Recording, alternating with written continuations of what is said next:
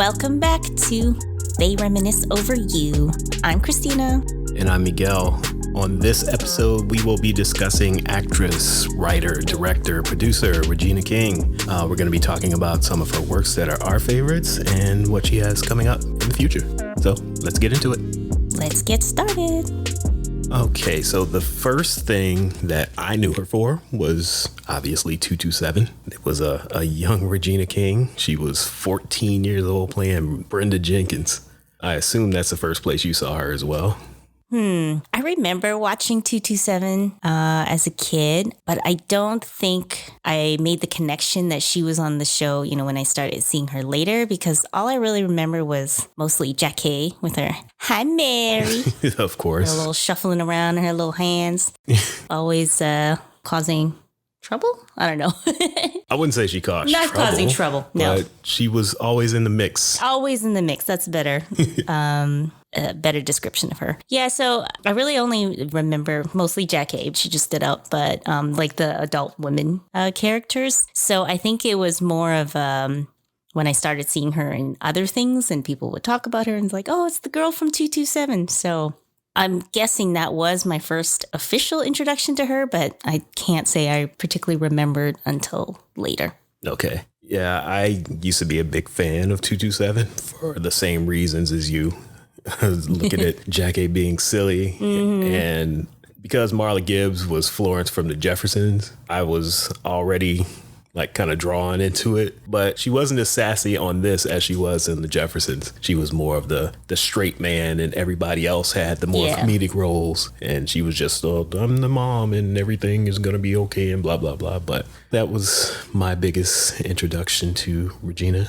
Yeah, I just remembered sassy Jackie / Sandra, and then the gossipy older neighbor that, that trope. Yeah, the grandma sitting in the window being nosy. So I did rewatch a couple episodes just to prepare for this. Yeah. Just to see Regina's part in it. Just playing your typical teenager. Because the episode that I watched and we talked about yesterday was they're having the neighborhood watch and the policeman was upstairs talking to everybody in the building. Yes. And she's in the kitchen on the telephone and their apartment gets robbed and she doesn't even know it. Yep. Teenagers. Yeah. And after the dad says to her, "You could have been hurt or killed," she's like, "Oh, I need to go call so-and-so." It's like, that's your first reaction. Yep. Like, you could have been hurt or killed. Let me go tell my friend about this. This is cool. Well, the mom, I forgot her name, her character. What's her name again? Mary. Oh, yeah, how could I forget? Hi, Mary. She was like, well, at least you still got your telephone. Yeah. But moving on from 227, the next thing that I saw her in, obviously, was Boys in the Hood. Boys in the Hood. That's where we saw her first, playing the sister of one of Ice Cube's friends or whatever, just hanging out at the backyard party. You know what's funny?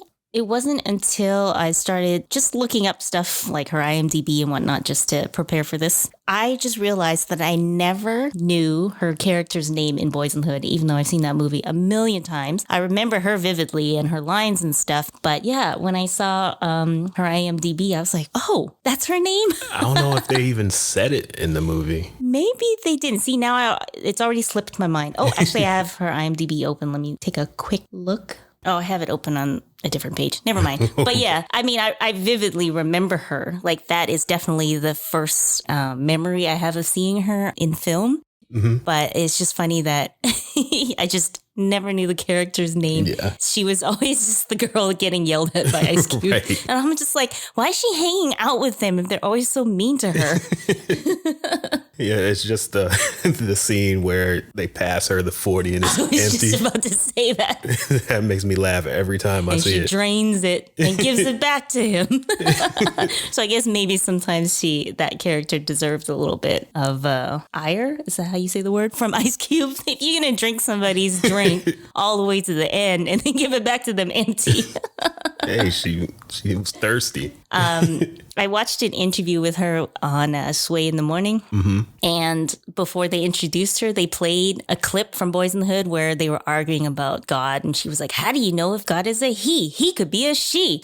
And Ice Cube style, God can't be a bitch. Something like that. Right. Anyways, a lot of, foul language or whatever. And and she's sitting there the whole time listening to it like, oh my God. Because, she's a little older now. Right. She says she has no regrets in any of the roles she played, but she was a little bit, I don't know if embarrassed is the right word, but it was just funny watching her listening to such language. Yeah, the scene I was watching earlier today was at the barbecue, and they're just talking about how fine Trey is and all this stuff. And their mom calls everybody over to get food, and all the dudes rush up to the front. And then that's when Cuba Gooding kind of gives Ice Cube the look like, hey, tell everybody to back up, make me look good here. Ladies first. And Ice Cube just goes, yeah, that's right, back up. Those got to eat too. Oh, man. And then it was a different time. Yeah, and then someone says something to him about calling them hoes. He was like, all right then, bitch. And yet she continued to hang out with him. Yes.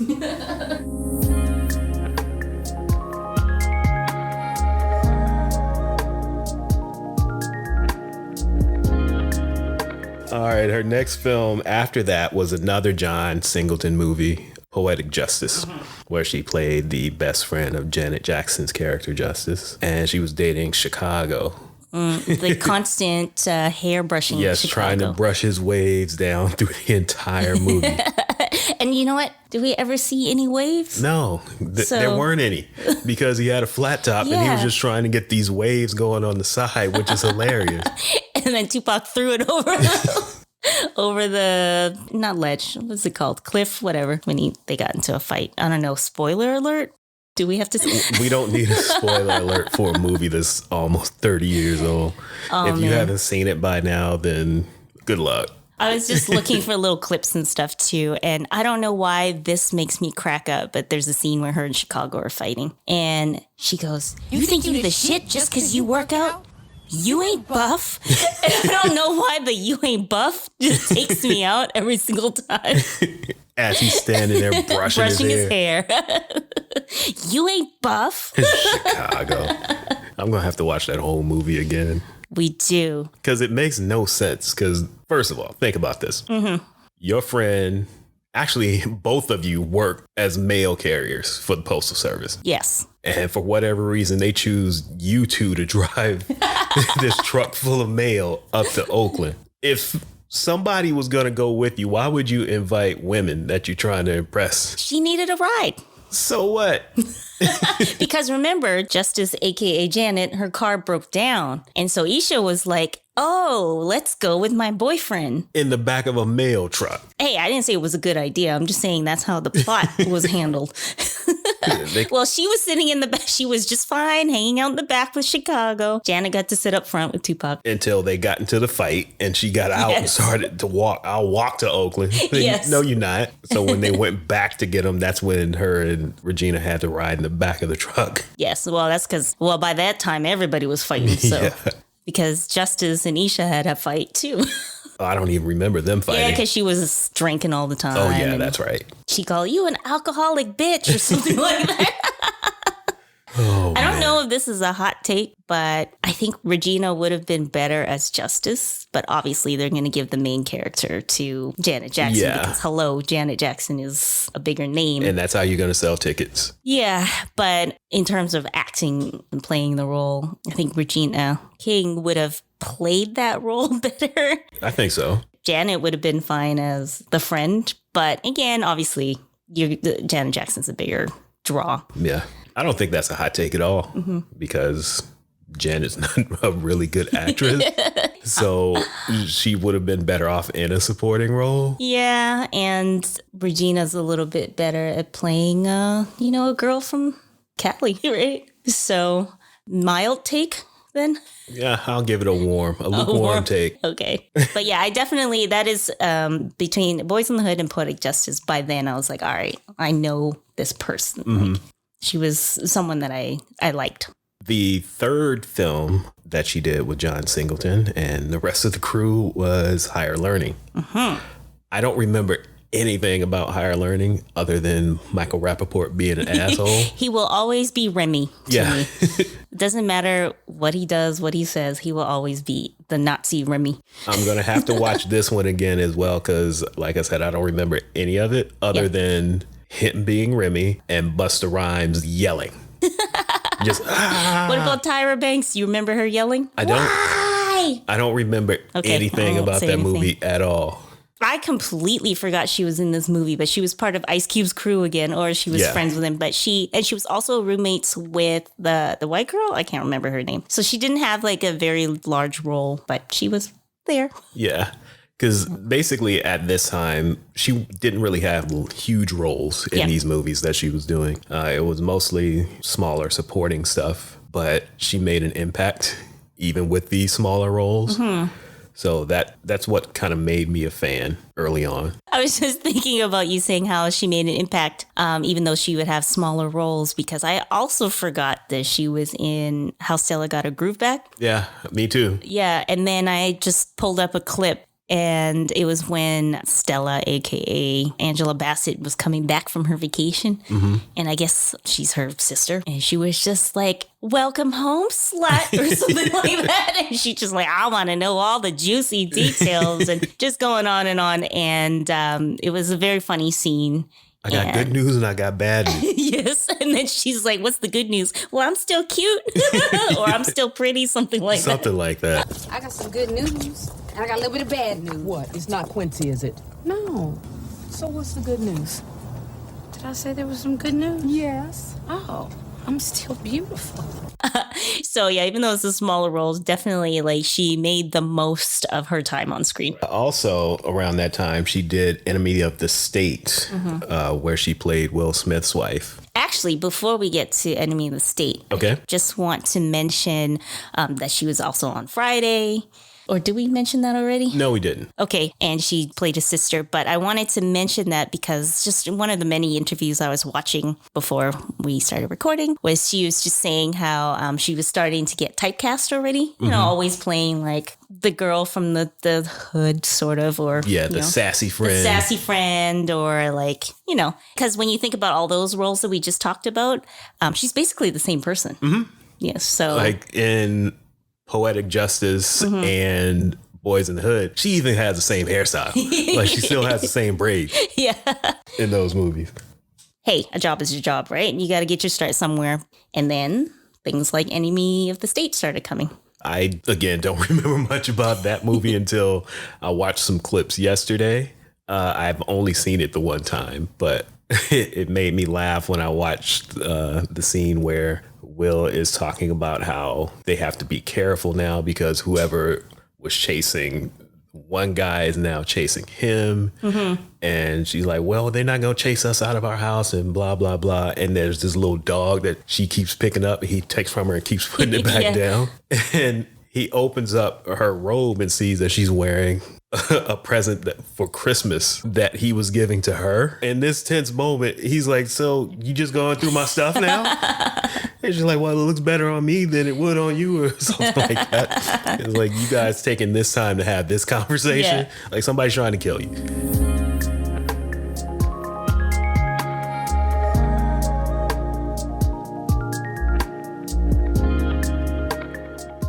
That leads us into the category I'm going to call Black famous and white famous. Mm-hmm.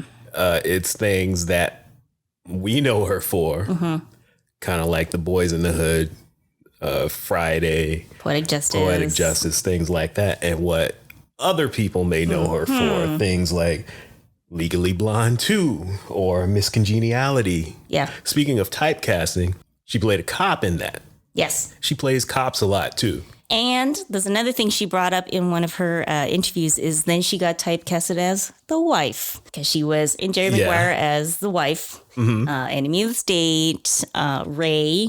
In Jerry Maguire, she was funny because she always kept him in his place. Mm-hmm.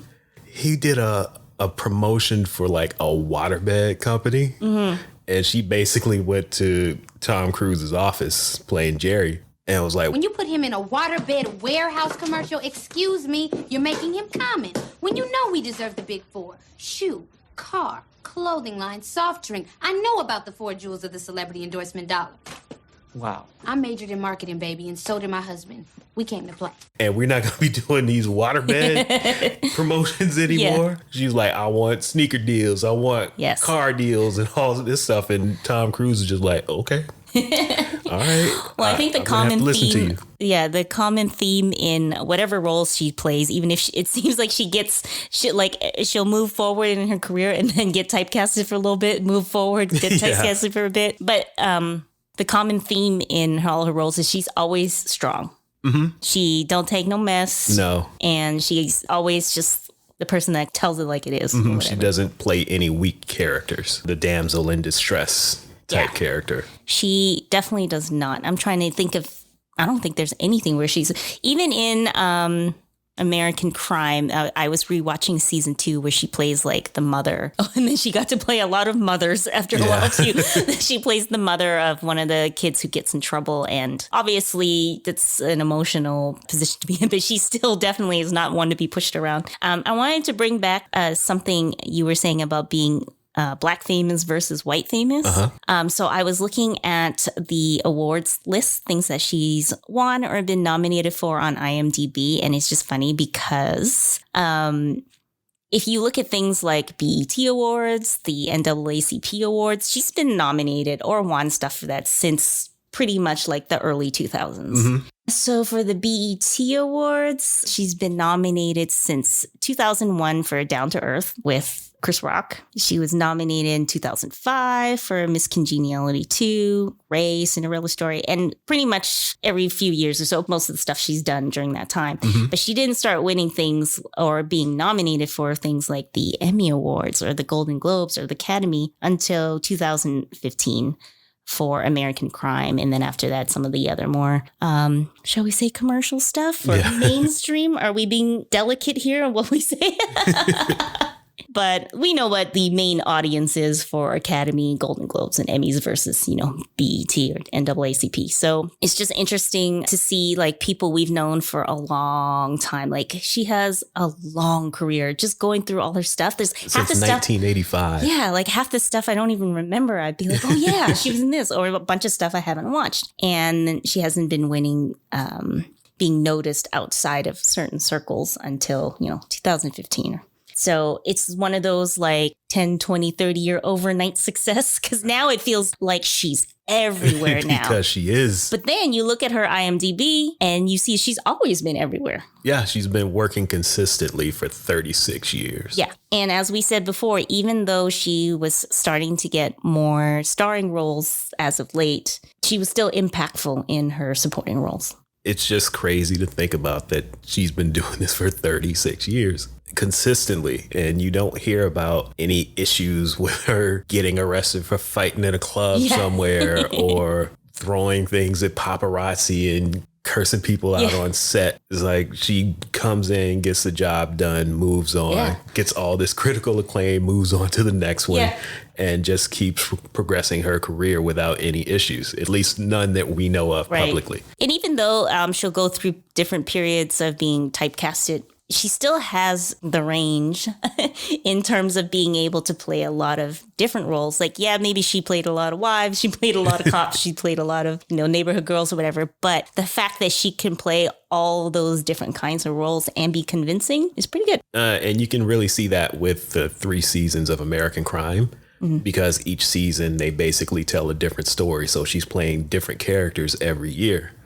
Season 1, she's playing the sister of a guy that's convicted or accused of murder. Mm-hmm. She kills in that role. Mm-hmm. The following season, where you said she played the mom of the basketball star who gets caught up into some scandal, and she gets caught in her own scandal. It's completely different from the season before. Yes. And then the 3rd season, she plays a social worker on the same show. So even though she is on this same show, she's playing 3 completely different characters that have nothing to do with each other in terms of how it's portrayed or the style of acting that she's doing. And she's able to pull it off very easily. Yeah, and she could play serious roles. She can also be really funny, as we've seen, the difference between her role like on Southland, for example, versus How Stella Got Her Groove Back. Completely different roles. And speaking of completely different roles, playing both an 8-year-old and a 10-year-old on the Boondocks is just hilarious to me, because some of the lines that they give her to say on that show are some of the funniest things that I've ever heard in my life. And I'm going to play this one right now. Okay. I'm saying you ain't had to ruin my shirt like that. I can't even pop my collar no more. We gotta figure out what we're gonna eat. Can't you just be happy to see another nigga fitted up, looking dipped in butter and shining and glistening? We're gonna run out of food in a few days, Riley. You supposed to be in charge. You supposed to be the leader. Lead us to some breakfast then, nigga. Badass little kid. That kills me every time I hear it. Granddad was dating a hoe? Yeah. And he was giving her all his money? Yeah. Hey, I'm doing hoe laundry. They were left to fend for themselves. And he left some money there for him. And Riley took the money and bought a new outfit with it. Yeah, just her being able to do those two characters. See, from that episode, the line that I remember is not the Cheddar Biscuits, Granddad. Taking hoes out to eat. You don't even take the fam out to eat. It's funny because when I started watching Boondocks, I didn't realize it was her. But now, after I found out that it was her, I can't unhear it. Yeah, because no matter what they're saying, you hear a version of her in it. Yeah, I love the Boondocks. I can't wait for the new season. Yeah, I think we need to rewatch it. Because definitely. And they were so on point with a lot of their commentary. Yeah. Of course, the infamous He Who Will Not Be Named episode. Yes, the nigga who shall not be named on this podcast. The dancing in the courtroom and stuff. It's just so weird to think about how that episode was so long ago and now it's so relevant, being that he's finally getting prosecuted and, you know, he still has fans and whatnot, which is basically what the episode was talking about. And that was like 15 years ago. It's kind of also unfortunate that a lot of times when you watch these older shows that the topics are still so relevant, unfortunately, 10, 15, 20 years later. It's the world we live in. Yes. Unfortunately. Unfortunately.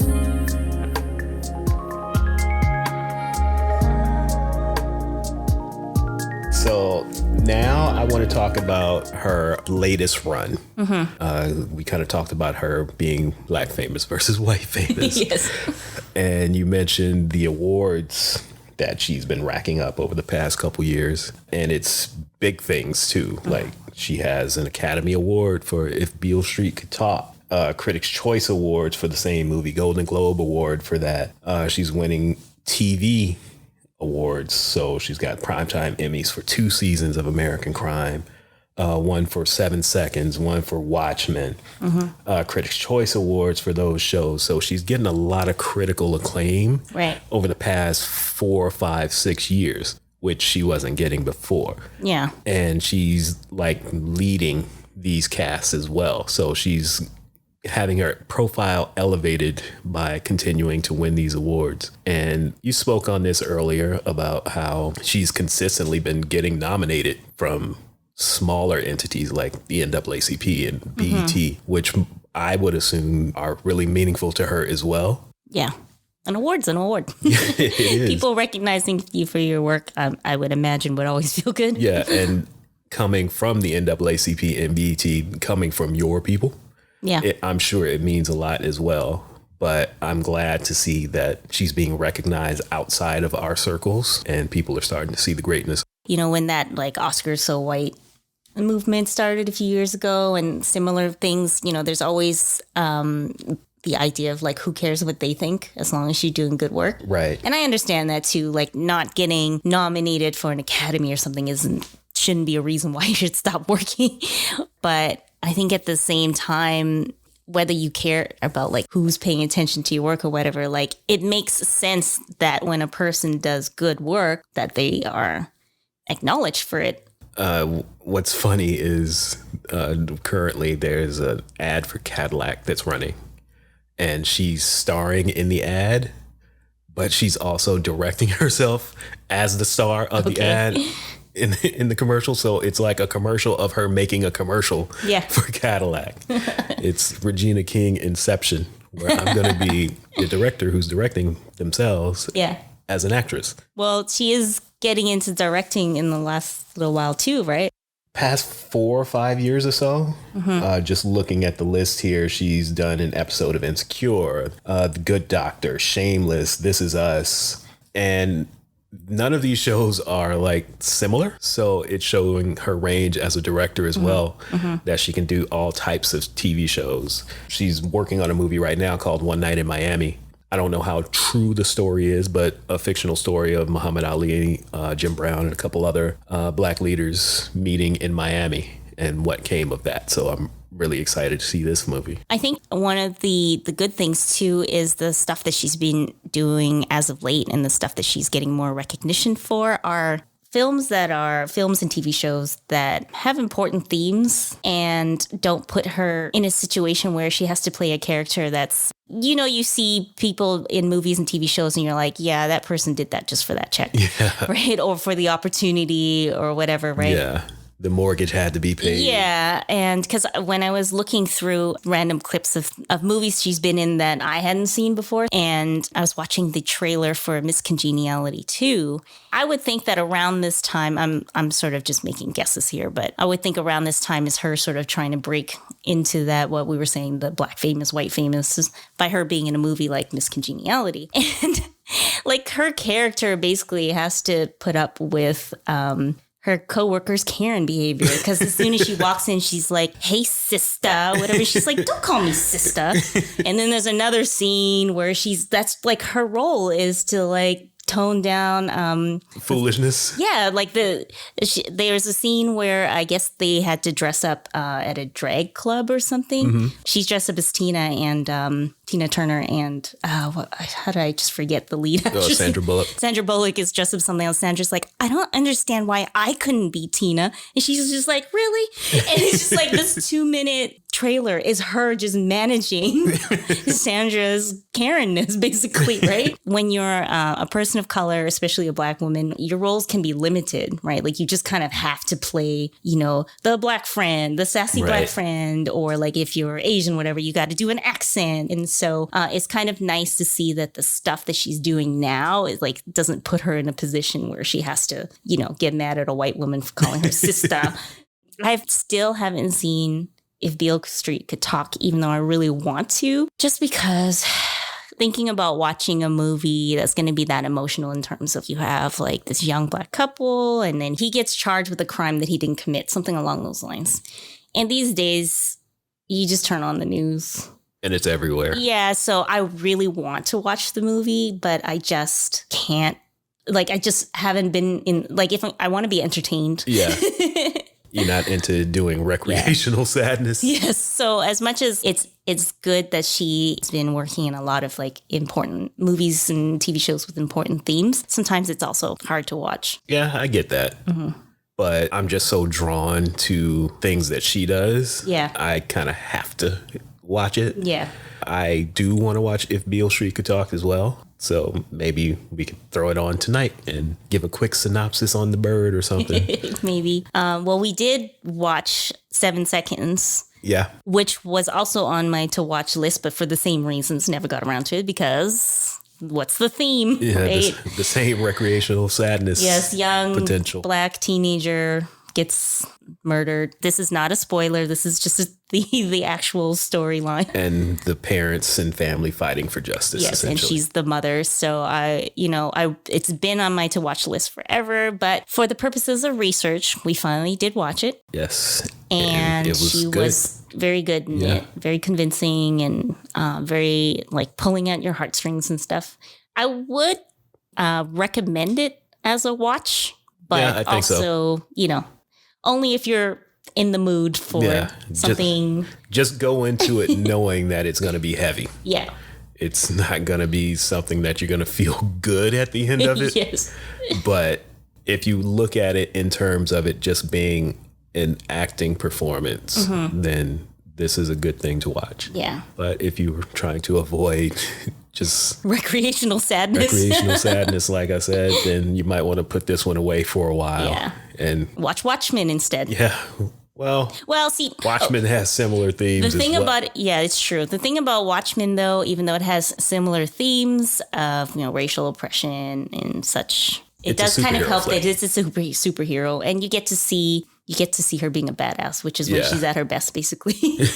So yeah, Watchmen is different in the sense that it is like comic book based. So it's not completely based in reality. And there are some things that you're like, that shit ain't real. Yeah. So Yeah. you can help balance out the hard and heavy stuff that's happening in Watchmen with just, I'm going to take some popcorn and watch this blue guy fly around and people get shot into space with a slingshot and random things like that. But I think it's, you and I have talked about this many times. It's also nice to have more things that we could watch where we just see people of color doing stuff, right? Just everyday stuff. Like our lived experiences includes racial issues. And I think a show like Watchmen, it didn't feel forced because that is the lives of Black people, right? And so I think it's important to, you're watching a comic book movie, but I think it's also refreshing that they don't have to pretend that these other things don't exist, even though it's supposed to be like a fictional story. I actually want to watch Watchmen again. It was entertaining. There's some things that I missed in it and I still need to have answered. And I'm not going to spoil anything by saying it now because that one was only a year ago. So I will refrain from any spoilers. I need to watch it again, too, because there's definitely details that I missed. I wish there would be another season, but I understand why they're not doing another season because it ended perfectly. Yeah. In my opinion. I could be wrong. Some I need people to watch it again. might think the ending was terrible, but I think the ending and wrapping everything up was perfect. Yeah. I think because I don't really know much about the comic book side of the story, there was some stuff that was just confusing to me. But even if you're not into comics, I think this would be something that's worth watching. It is because I wasn't familiar with the Watchmen comic either, but just the story and picking it up and understanding how they drew from the original comic and the original movie and put it into this series was really good.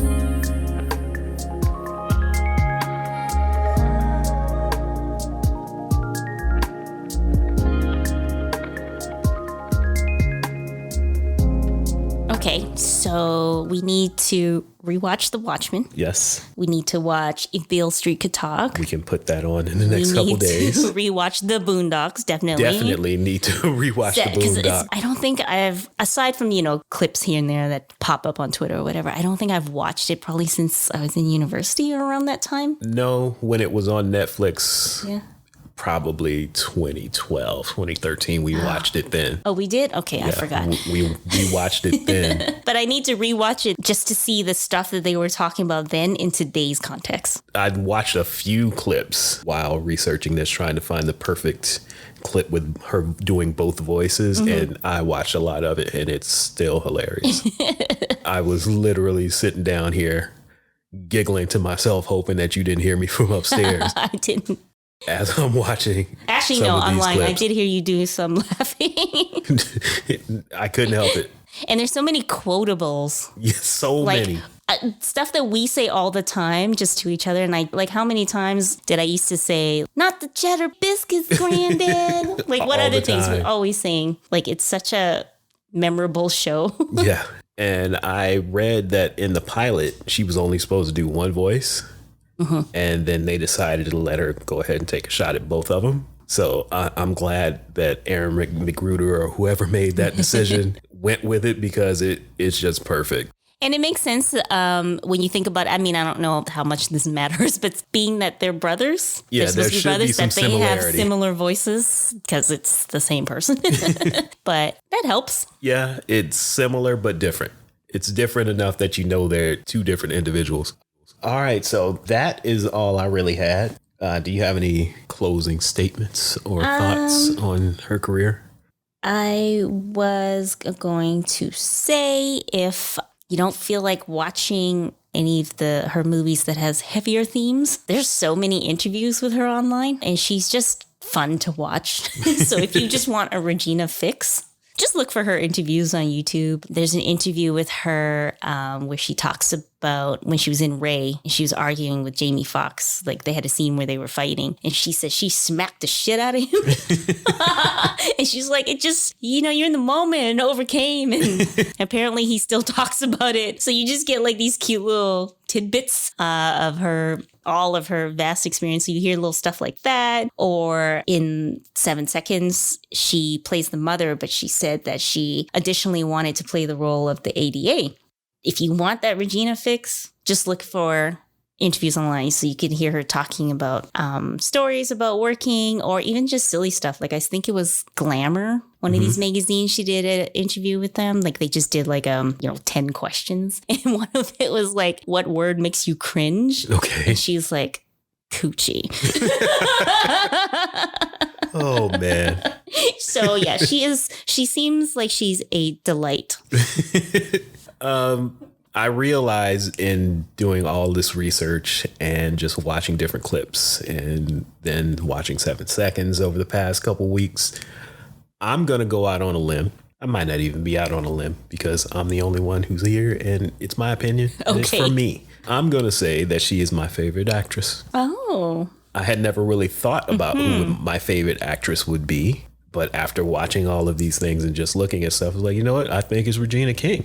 Because solid choice. Just when, for instance, when Watchmen came out, I had no idea what it was about. The poster was just her wearing this black leather outfit with a mask on. I was like, this shit's going to be amazing. Yeah, I don't know what it is, but it looks like it's going to be brilliant. And then just looking back on other things that I just wanted to get into, not knowing anything about it, and really enjoyed it. So like all the American crime stuff, since it changes every season. Right. I never really knew what they were going to be about. I didn't watch them when they were on. I would always watch it like the following year when it came on Netflix or something like that.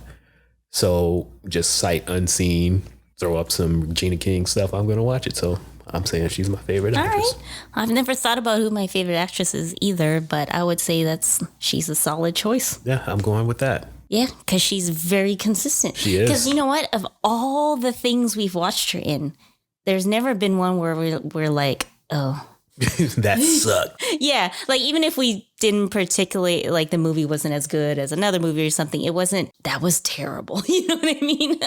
Which happens with some movies that we watch. Yeah, we'll save that for another episode. But definitely when we were doing research for another actor, there was definitely some movies where we were like, that was terrible.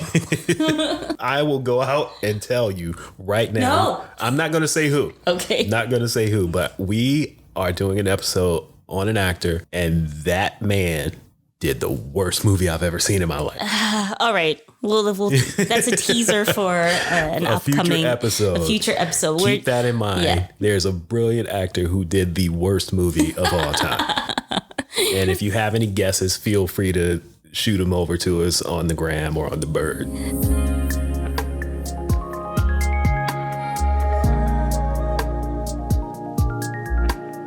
Oh, and I know that we're not supposed to like care about, ageism and how people look and blah, blah, blah. But isn't she like 50?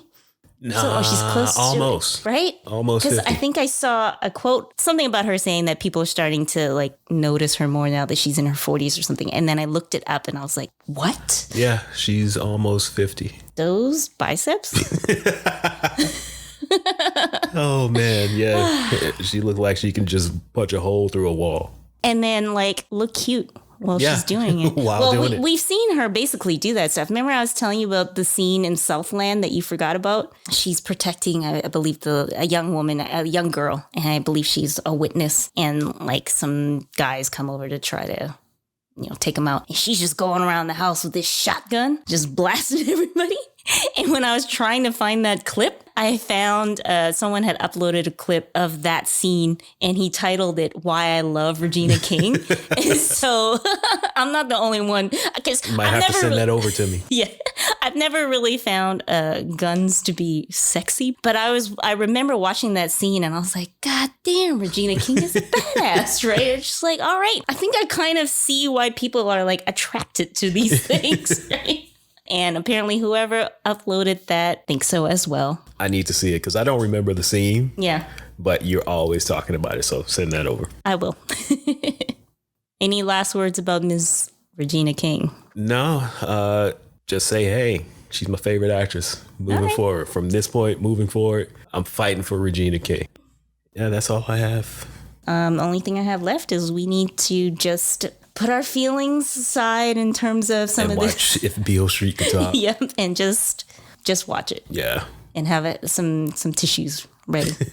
Basically. On that note, we're going to wrap up this episode of They Reminisce Over You. I'm Miguel. And I'm Christina. And we just want to take the time to let you guys know that you can follow us on Instagram, on Twitter, at Troy Podcast. All of our socials are at Troy Podcast. You can check us out at troypodcast.com as well. And make sure to rate, subscribe, and review on whichever service you get your podcasts. 5 stars, please. 5 stars, or I will come to your house. I'm not going to do anything when I get there, but I'm going to come to your house and eat up a chicken or something. All right. We'll see you next time. Bye. Bye.